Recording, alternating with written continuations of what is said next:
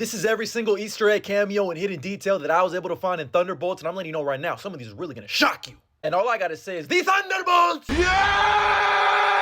Because not only does Thunderbolts answer some of the biggest questions we've had about the MCU, like who bought Avengers Tower, where are the Avengers, and how does this all connect into Doomsday and Secret Wars? And with that, they sprinkled a lot of little Easter eggs, cameos, and hidden details that only a newer rock star like me could find. Either way, me and you know what we gotta do. We gotta talk about it. This is your spoiler warning. You have been warned. I'll take a moment to acknowledge that this is not a Thunderbolt. This is my wife. First things first, rest in peace, Uncle Phil. But for real, the opening of the movie sees Yelena Belova about to jump off the Merdeka 118 in Malaysia, which is the second tallest building in the world, which Florence Pugh actually jumped off of. But she says there's something wrong. I mean, shit, I could fix that. But what's actually wrong with her, she's still struggling to process the death of Natasha. She got the closure she needed in Hawkeye, but she's still struggling with what her purpose in life is. And this could just be me looking into things, but her jumping off of the second tallest building in the world feels like Natasha jumping off and sacrificing herself at Vormir. Even the way the shot was framed felt like this. Y'all think I'm crazy, but they released this trailer. I thought it started when my sister died, but now it feels like something. And I know, your jaw dropped faster than Natasha did. Sorry, I had to get one off, but I love how they're still honoring Black Widow. It could also be a nice little wink and nod to this bad CGI moment in Black Widow. They're like, oh, we did it better than this. Yelena then proceeds to call this feeling a void. Not that one, which is a nice, not so subtle foreshadowing. But when Yelena busts into the lab, she gets her own little hallway fight scene, just like her sister for real is contractually obligated for every single Black Widow to have a hallway fight scene. But instead of pepper spraying someone, Yelena built different. She revoked their breathing rights. But up to this point, Yelena's narration stops as she's basically treating this as a therapy session with this guy she has captive. It reminded me a lot of the post-credit scene from Iron Man 3, which that entire movie was narrated by Tony Stark, and now we see why, because he treated it like a therapy session for Bruce Banner. And when Yelena said it's like you're not even listening, it's basically just like this. He's not that kind of doctor.